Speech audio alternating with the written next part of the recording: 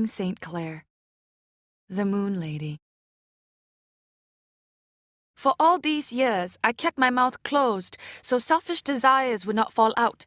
And because I remained quiet for so long, now my daughter does not hear me. She sits by her fancy swimming pool and hears only her Sony Walkman, her cordless phone, her big, important husband asking her why they have charcoal and no lighter fluid. All these years, I kept my true nature hidden, running along like a small shadow so nobody could catch me. And because I moved so secretly, now my daughter does not see me. She sees a list of things to buy, her checkbook out of balance, her ashtray sitting crooked on a straight table. And I want to tell her this. We are lost, she and I, unseen and not seeing, unheard and not hearing, unknown by others. I did not lose myself all at once. I rubbed out my face over the years, washing away my pain, the same way carvings on stone are worn down by water. Yet today I can remember a time when I ran and shouted, when I could not stand still. It is my earliest recollection, telling the Moon Lady my secret wish. And because I forgot what I wished for, the memory remained hidden from me all these many years. But now I remember the wish, and I can recall the details of that entire day as clearly as I see my daughter and the foolishness of her life. In 1918, the year that I was 4, the Moon Festival arrived during an autumn in Wuxi that was unusually hot, terribly hot. When I awoke that morning, the 15th day of the 8th moon, the straw mat covering my bed was already sticky. Everything in the room smelled of wet grass simmering in the heat. Earlier in the summer, the servants had covered all the windows with bamboo curtains to drive out the sun. Every bed was covered with a woven mat, our only bedding during the months of constant wet heat. And the hot bricks of the courtyard were crisscrossed with bamboo paths. Autumn had come, but without its cool mornings and evenings. And so the stale heat still remained in the shadows behind the curtains, heating up the acrid smells of my chamber pot, seeping into my pillow, chafing the back of my neck, and puffing up my cheeks so that I awoke that morning with a restless complaint. There was another smell outside, something burning, a pungent fragrance that was half sweet and half bitter. "What's that stinky smell?" I asked my Aunt Ma, who always managed to appear next to my bed the instant I was awake. She slept on a cot in a little room next to mine. "It's the same as I explained yesterday," she said, lifting me out of my bed and setting me on her knee. And my sleepy mind tried to remember what she had told me upon waking the morning before. "We are burning the 5 evils," I said drowsily, then squirmed out of her warm lap. I climbed on top of a little stool and looked out the window into the courtyard below. I saw a green coil curled in the shape of a snake, with a tail that billowed yellow smoke. The other day, Amma had shown me that the snake had come out of a colorful box decorated with 5 evil creatures: a swimming snake, a jumping scorpion, a flying centipede, a dropping down spider, and a springing lizard. "The bite of any one of these creatures could kill a child," explained Amma. So I was relieved to think we had caught the 5 evils and were burning their corpses. I didn't know the green coil was merely incense used to chase away mosquitoes and small flies. That day, instead of dressing me in a light cotton jacket and loose trousers, Amma brought out a heavy yellow silk jacket and skirt outlined with black bands. "No time to play today," said Amma, opening the lined jacket. "Your mother has made you new tiger clothes for the Moon Festival." She lifted me into the pants. "Very important day, and now you are a big girl, so you can go to the ceremony." "What is a ceremony?" I asked as Amma slipped the jacket over my cotton undergarments. "It is a proper way to behave. You do this and that so the gods do not punish you," said Amma as she fastened my frog clasps. "What kind of punishment?" I asked boldly. "Too many questions," cried Amma. "You do not need to understand. Just behave. Follow your mother's example. Light the incense, make an offering to the moon, bow your head. Do not shame me, Ying Ying." I bowed my head with a pout. I noticed the black bands on my sleeves, the tiny embroidered peonies growing from curly queues of gold thread. I remembered watching my mother pushing a silver needle in and out, gently nudging flowers and leaves and vines to bloom on the cloth. And then I heard voices in the courtyard. Standing on my stool, I strained to find them. Somebody was complaining about the heat. Feel my arm, steamed soft clear to the bone. Many relatives from the north had arrived for the moon festival and were staying for the week. Amma tried to pull a wide comb through my hair, and I pretended to tumble off the stool as soon as she reached a knot. Stand still, Ying Ying, she cried, her usual lament, while I giggled and wobbled on the stool. And then she yanked the full length of my hair like the reins of a horse, and before I could fall off the stool again, she quickly twisted my hair into a single braid off to the side, weaving it into 5 strands of colorful silk. She wound my braid into a tight ball, then arranged and snipped the loose silk strands until they fell into a neat tassel. She spun me around to inspect her handiwork. I was roasting in the lined silk jacket and pants, obviously made with a cooler day in mind. My scalp was burning with the pain of Amma's attentions. What kind of day could be worth so much suffering?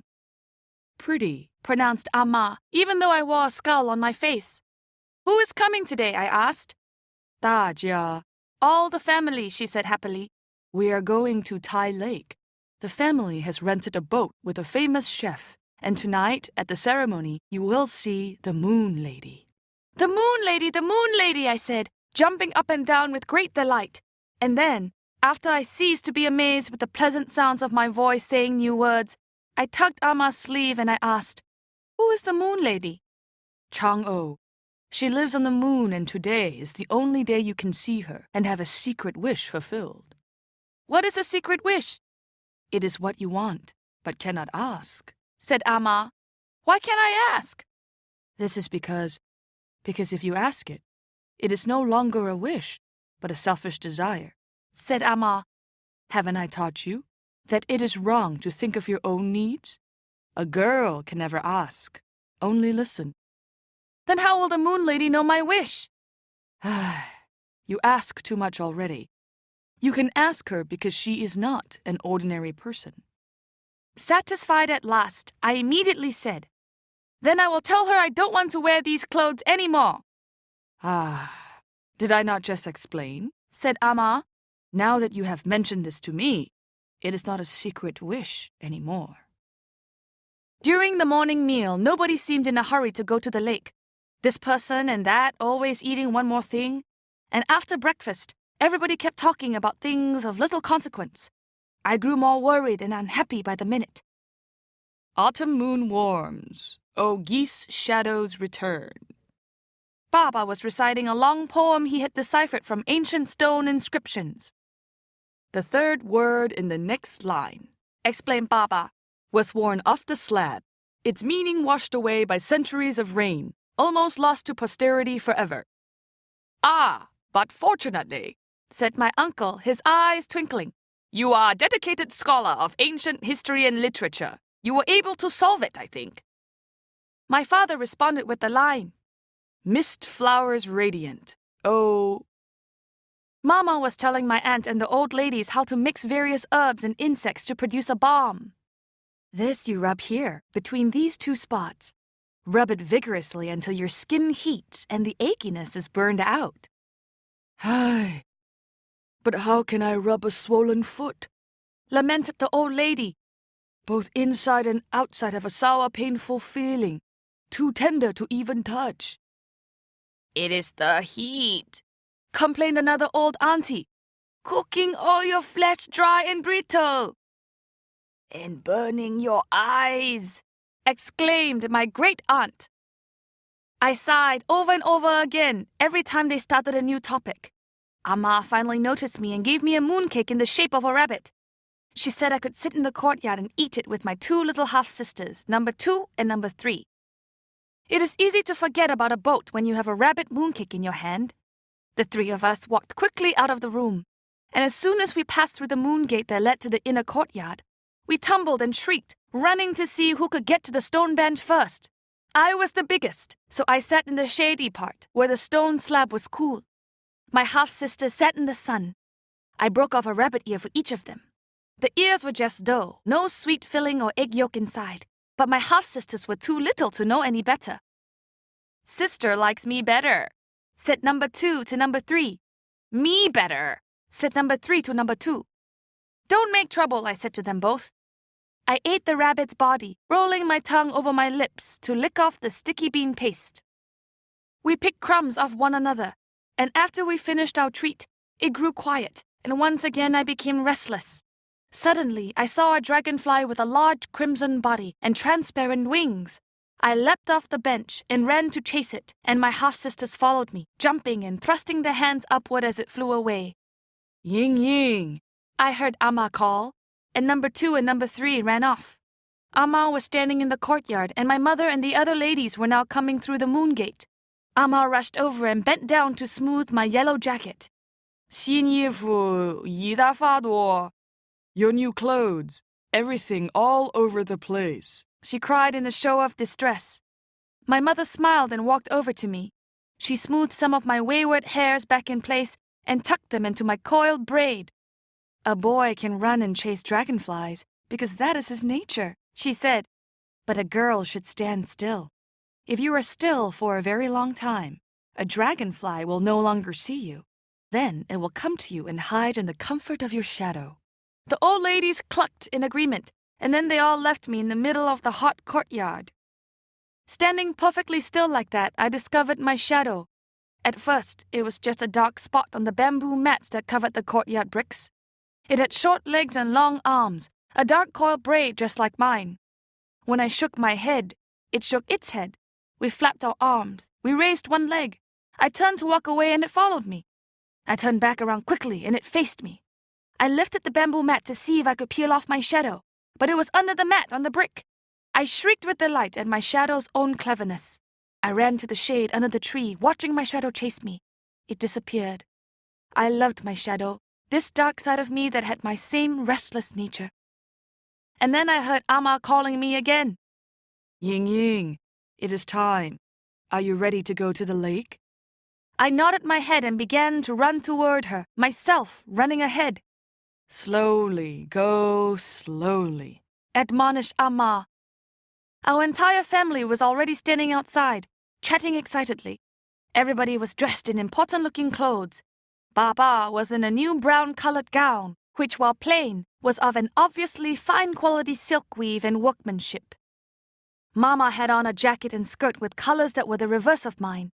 Black silk with yellow bands. My half-sisters wore rose-colored tunics, and so did their mothers, my father's concubines. My older brother had on a blue jacket embroidered with shapes resembling Buddha's scepters for long life. Even the old ladies had put on their best clothes to celebrate. Mama's aunt, Baba's mother and her cousin, and great-uncle's fat wife, who still plucked her forehead bald and always walked as if she were crossing a slippery stream, 2 tiny steps and then a scared look. The servants had already packed and loaded a rickshaw with the day's basic provisions, a woven hamper filled with 种子, the sticky rice wrapped in lotus leaves, some filled with roasted ham, some with sweet lotus seeds, a small stove for boiling water for hot tea, another hamper containing cups and bowls and chopsticks, a cotton sack of apples, pomegranates, and pears, sweaty earthen jars of preserved meats and vegetables, stacks of red boxes lined with 4 mooncakes each, and of course, sleeping mats for our afternoon nap. Then everybody climbed into rickshaws. The younger children sitting next to their ammas. At the last moment, before we all set off, I wriggled out of Amma's grasp and jumped out of the rickshaw. I climbed into the rickshaw with my mother in it, which displeased Amma, because this was presumptuous behavior on my part, and also because Amma loved me better than her own. She had given up her own child, a baby son, when her husband had died, and she had come to our house to be my nursemaid. But I was very spoiled because of her. She had never taught me to think about her feelings, so I thought of Amma only as someone for my comfort, the way you might think of a fan in the summer or a heater in the winter, a blessing you appreciate and love only when it is no longer there. When we arrived on the lake, I was disappointed to feel no cooling breezes. Our rickshaw pullers were soaked with sweat, and their mouths were open and panting like horses. At the dock, I watched as the old ladies and men started climbing aboard a large boat our family had rented.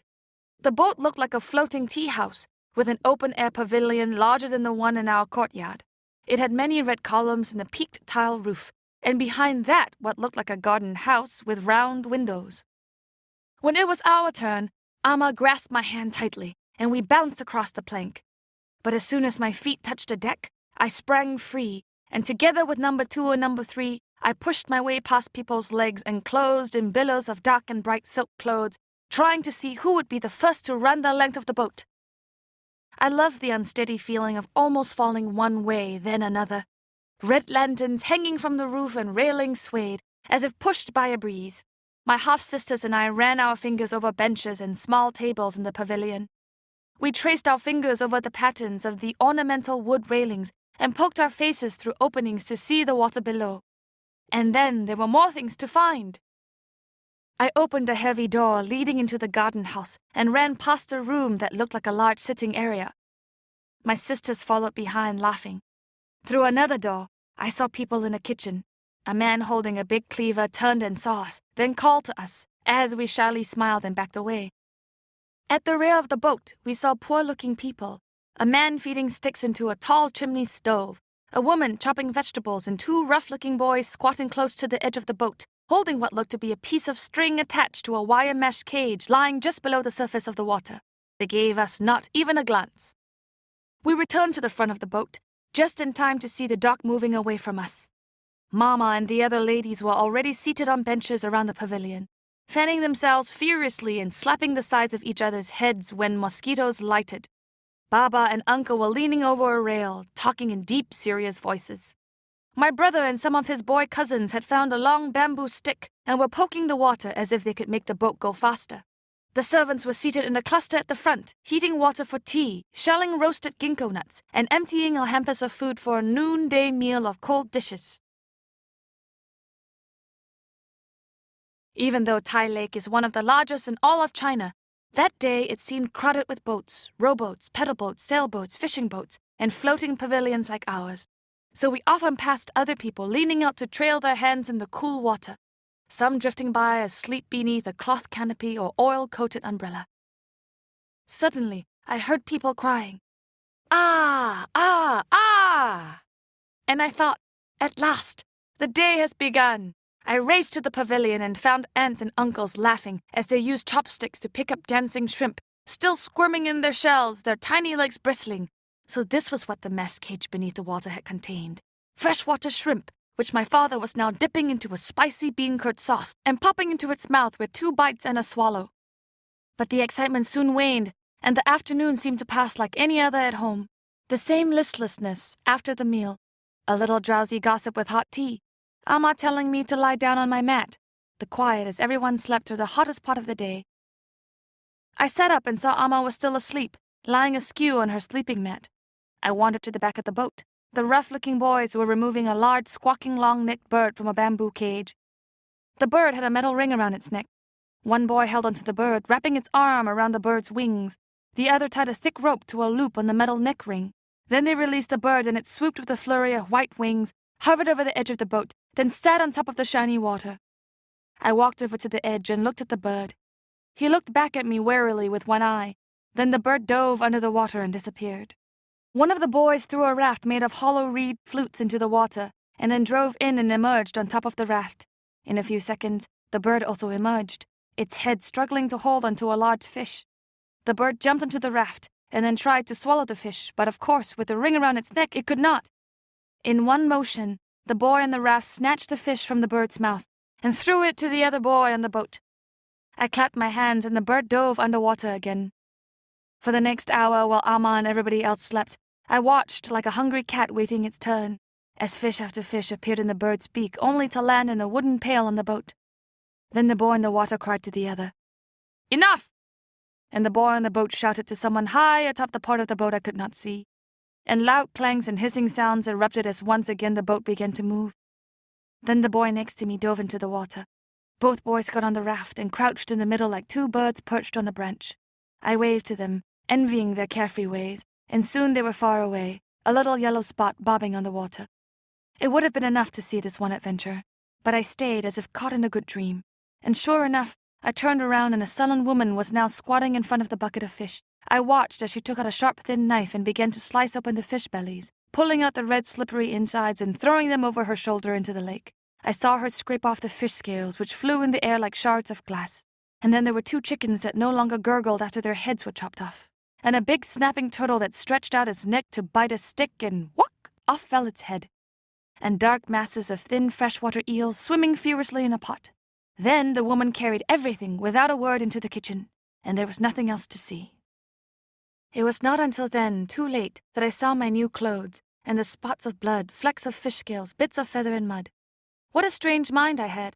In my panic, in hearing waking voices toward the front of the boat, I quickly dipped my hands in the bowl of turtle's blood and smeared this on my sleeves and on the front of my pants and jacket. And this is what I truly thought, that I could cover these spots by painting all my clothes crimson red, and that if I stood perfectly still, no one would notice this change. That is how Amma found me, an apparition covered with blood.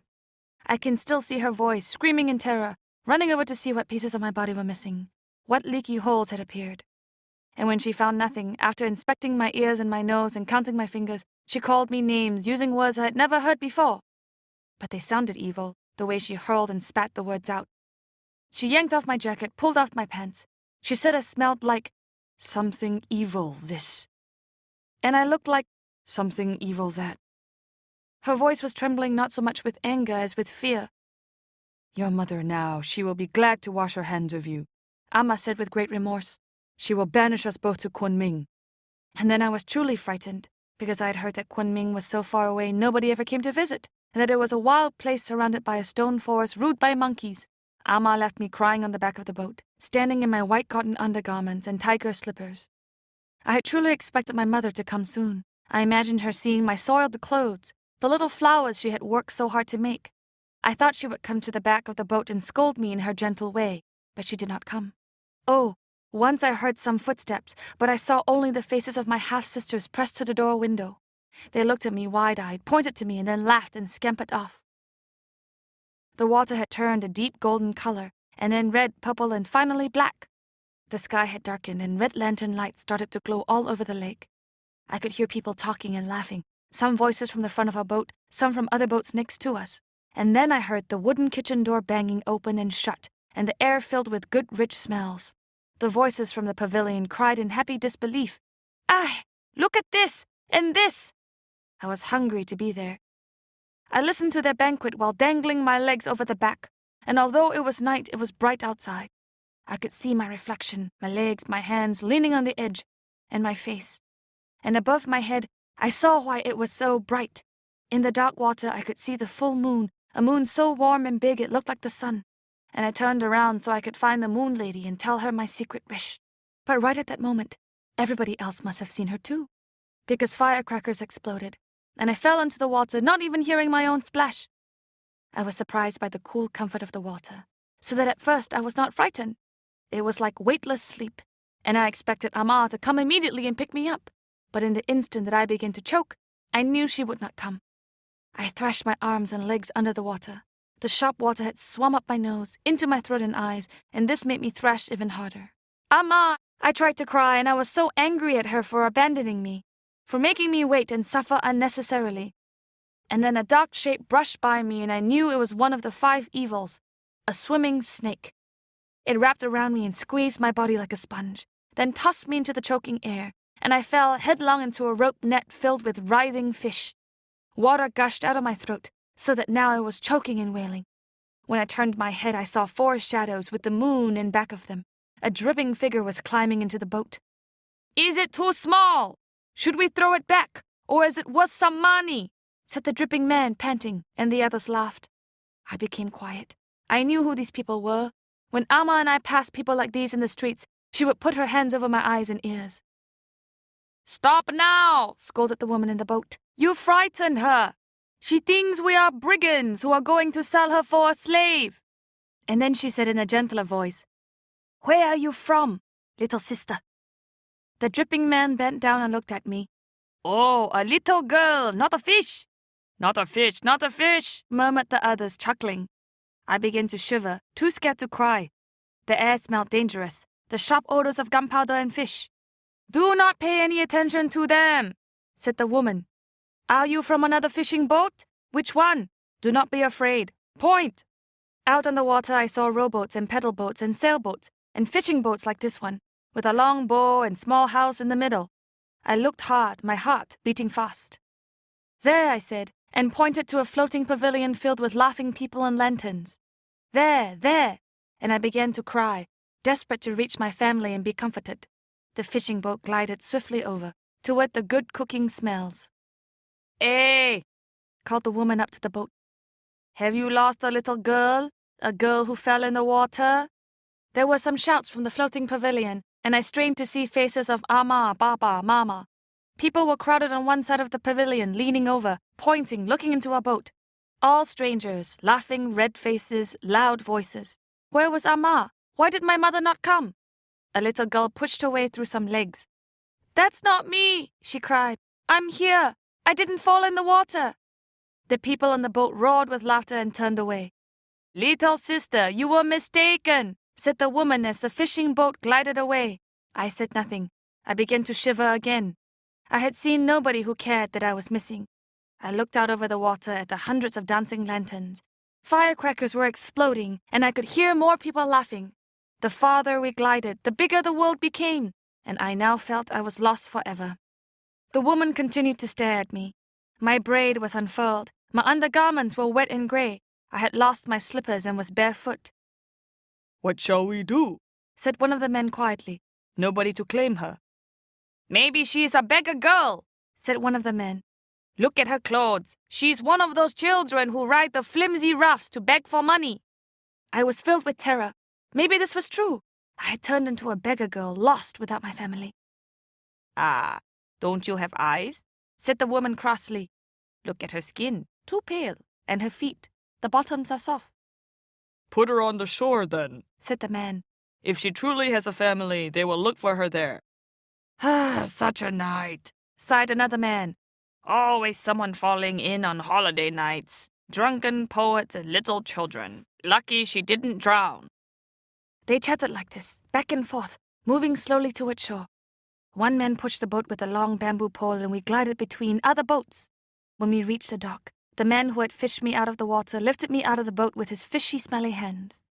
"Be careful next time, little sister," called the woman as their boat glided away. On the dock, with the bright moon behind me, I once again saw my shadow. It was shorter this time, shrunken and wild-looking. We ran together over to some bushes along a walkway and hid. In this hiding place, I could hear people talking as they walked by. I could hear frogs and crickets, and then flutes and tinkling cymbals, a sounding gong and drums. I looked through the branches of the bushes, and in front I could see a crowd of people, and above them a stage holding up the moon.